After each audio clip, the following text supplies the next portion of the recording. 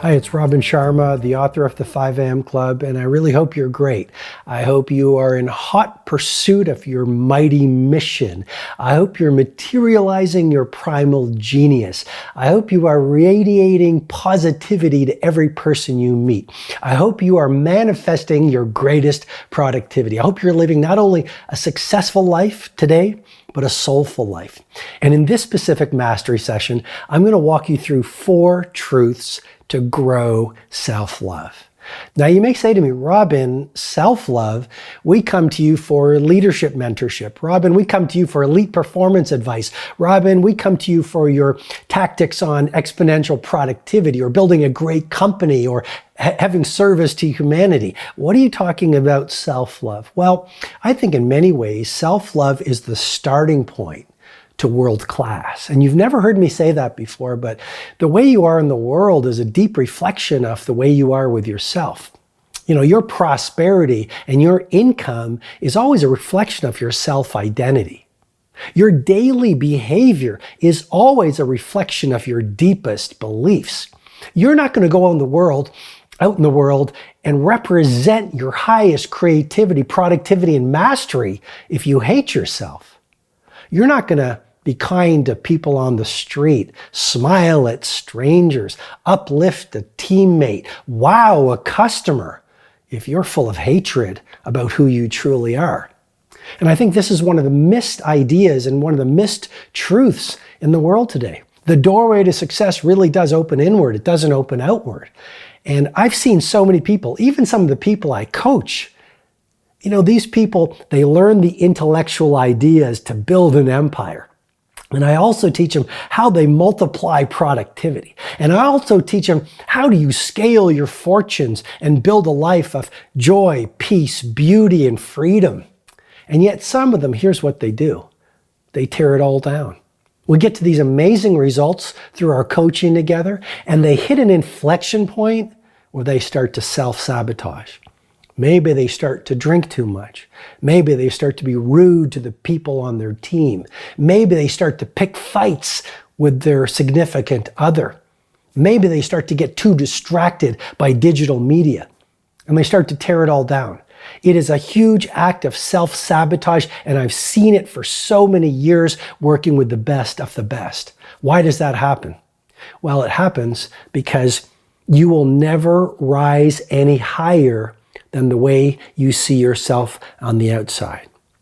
If you don't feel you are deserving of beauty, prosperity, acclaim, fame, fortune, impact on society, if you don't really feel you deserve it, because you feel like you're not enough, you really don't like yourself, you're suffering from what psychologists call imposter syndrome, then you're going to read the books, you're going to watch these mastery sessions, you're going to go to the courses, you're going to do the work, but you are going to reach a point where your mindset becomes in conflict with your heart set. If you don't know these 4 interior empires, I'm always talking about mindset, heart set, health set, and soul set. Read about them and learn about them in the 5 a.m. Club, my latest book. But the larger point is simply this. Think about this idea of self-sabotage. And it all comes from a lack of self-love. You know, if as a child, you didn't receive appreciation from your parents, if as a child, you might have received physical love or physical caring, but that heart set need, that need for love and appreciation, that need for human validation, if you didn't get that from your parents, or you didn't get that from your teachers, or you didn't get that from your early influences, well, here's what's going to happen. You're going to be suffering, and I use the word intentionally, you're going to be suffering from these heart set wounds of neglect, emotional neglect. And you're not going to like yourself very much. And especially in this culture of comparison, those wounds are going to be activated every single day. You're going to walk out in the world and you're going to look at your device and you're going to see all these people showing you a highlight reel of the lives they want you to think they're living. Most of it's just an illusion. I was reading recently, there is actually a service where you can rent a jet on a runway, and for 20 minutes you can go to the runway and get a photographer to take pictures of you on a private jet, and outside of the private jet, you know, like this, right? and you get to post it on social media. And you can hire photographers to take you to all these luxury brand stores where you're outside of the luxury brand store and you're like, outside of the luxury brand store, maybe even if you can't afford the watch or the purse or the shoes or whatever it is. What is the point I'm suggesting to you? Everything begins within. If you don't love yourself, then you're going to go out into the world. And in this culture of showbiz, this culture of bling, this culture of comparison, this culture of social media gratification, you're going to get activated. You're going to get pinged. Those ancient wounds are going to get touched on every single day, and you're just going to be miserable. And so 4 truths to help you grow self-love so that you build that inner warrior in this place of peace and this huge well of tranquility that cannot be disrupted when you go out into the world is really mission critical, right? You want to be so strong in your skin, so strong in your luminosity, so strong in your relationship with who you truly are that nothing in the outer world can activate you and diminish your energy and make you feel not enough. You know what Eleanor Roosevelt said, my friend? No one can insult you without your permission. You know what Oscar Wilde said? He said, be yourself. Everyone else is taken. You know what Warren Buffett once said? There can never be a better you than you. You know what Jack Welch said when he was at GE? Do not lose yourself on the way to the top. So let me walk you through 4 specific truths that will help you grow self-love. Number 1, honor your specialness. Honor your specialness. Look, we've got billions of people on this tiny planet, and yet there is no other person alive today quite like you. No one quite like you, the gifts that you have. No one quite like the way that you talk. No one has the same fingerprints. No one walks exactly in the same way as you. No one has the same hopes and dreams as you. No one has had the same sufferings that you have. No one has become precisely the same person that you are. No one has the same potential you have. No one has exactly the same primal genius that lurks at your core. That makes you special.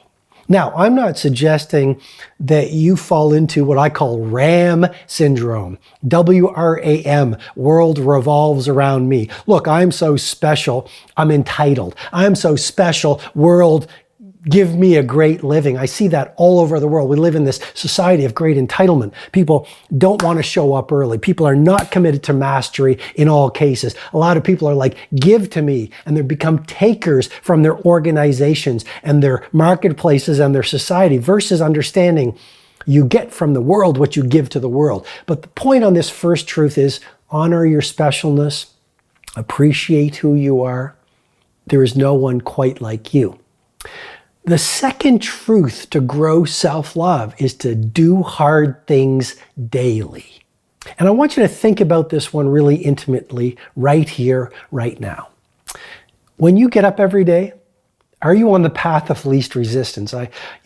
Someone said to me on one of my social feeds the other day, Robin, I've read the 5 a.m. Club, loved the information, full of energy to get it done, but I need to tell you, it sounds very easy. It's much harder to do in real life. Well, what is this love we all have in this world we live in of things needing to be easy? Society has sold us a bill of goods. Everything should be easy. We should transform our health with one quick pill. A great relationship should happen in a month. And if we don't have a magical relationship, if we're not all in love and wonder, then we should leave the relationship. If we're at a job, anything that's worth doing is challenging at first. And if we're at a job, after 3 months, if it's not the job of my lifetime, we leave it. In a relationship, if it's not perfect, we leave it.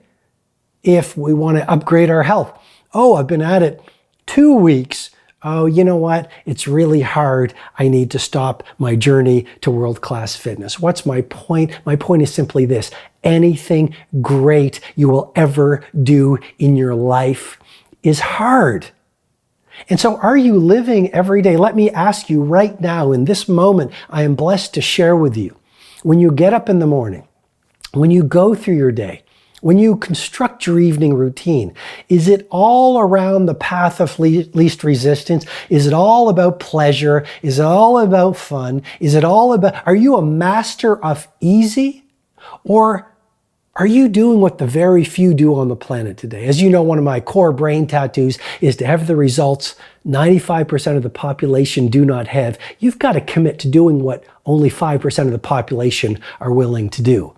And what the titans do, what the virtuosos do, what the exceptionalists do, they build their days around the pursuit of difficult things. And if you do that, here's what happens. You're going to build momentum. And if you do that, each day will be a platform for growth. But even more importantly, how do you build self-respect? It's by doing difficult things. When you say, I'd like to watch a video in the evening or my favorite TV show, but tonight I commit to spending time with my child who wants my attention and who needs me, you grow in self-respect. When you say, I'm going to get up at 5 a.m., I'm going to run this 20-20-20 formula that Robin teaches and that has literally helped millions of people upgrade their morning routine and their energy, productivity, creativity, impact, you grow in self-respect. When you say, I'm not going to coast through my day, today I'm going to do something that's going to give me a micro win so my work and my craft gets a little better. You grow in self-respect. If each day you do difficult things and make these daily optimizations, each day through the doing of micro difficulties, you build greater self-respect.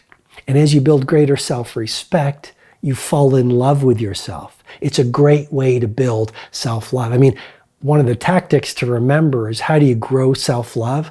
You consistently make and then keep self-promises.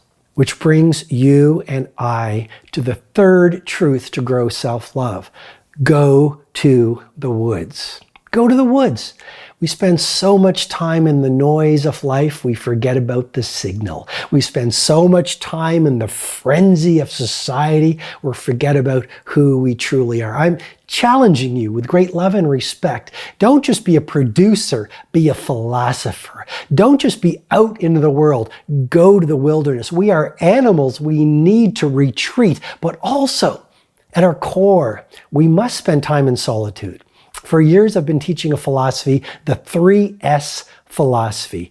Solitude, silence, and stillness. Solitude, silence, and stillness. In this world right now of such digital distraction, such social media comparison, such busy being busy. We wake up in the morning, sometimes there's so many emails, so many notifications. We must make the time to go to the woods, physically or metaphorically. And when you find that time to practice the 3 S's of silence, solitude, and stillness, here's what happens. You remember who you truly are. You remember your priorities. You can build intimacy and fluency with your primary relationship. And the primary relationship, I suggest to you who you truly are. You're not your past. You're not your weaknesses. You're not your false beliefs. You're not your hypnosis. You're not your genius betrayals. When you start to spend time alone in the woods, in solitude, in reflection, that's when you can say, I am not my wounding. I am not my hatred. I am not my insecurity. I am not my sorrow. I am not my fears. I am not my stumblings. You start to hear the quiet whispers of your greatest self. And you start to remember you are luminosity. You are a hero. You're not a victim. You're a leader. You have this goodness within you, this deep creativity within you, this great power within you that longs to see every day. And the more you spend time in the woods alone, remembering who you truly are, it's like any other relationship. You spend time with it, you nurture it, you grow it, you become aware of it. it gets stronger and stronger. And then you become this force of nature out in a world of so many people who have forgotten who they truly are. And you stand as an army of one of possibility and leadership and strength. Fourth truth to grow self-love is simply this. The more people you help, the more love you'll grow. The more people you'll help, the more you will expand. If you really want to times 25 your self-love, times 25 your commitment to impact. You know, Mother Teresa said it really well. It's as you help more people, you love yourself even more greatly. And it's Martin Luther King Jr., and I'll paraphrase him. He said, you know, we all can be great. Because greatness is not about education. Greatness is not about your position. Greatness is not about your past. Every single day we all can be helpful. And so each day we all can become great. And so I found personally, the more I shift the focus off of any elements of fame, fortune, applause, getting more likes, and the more I obsess and make it this monomaniacally driven mission that doesn't come from the ego, that comes from servanthood to help more people through the information I share in the world, the more joy I see in my own life. The more I pursue helpfulness, the more peace I fill up with. And this episode is certainly not about me. This episode is all about you. I just want to share my own personal experience, which is the more I get the focus and spotlight off of any personal rewards, and really not only intellectually, but emotionally, where real transformation comes from the Heartset. That's why it's so important. A strong mindset without a pure Heartset is an empty victory. And when you do that Heartset work so that you turn down the voice of the low-grade emotions like anger and shame and guilt and sorrow, and when you upgrade your commitment to self-love and gratitude and servanthood, it's amazing what rewards you'll start to see in your own life. So I hope this episode has been valuable for you, inspirational, tactical, and I'll see you in the next episode. Hi, this is Robin Sharma. I invite you to subscribe to this podcast and definitely go over to robinsharma.com for more information, tools, and resources on mastery, elite performance, and living a world-class life.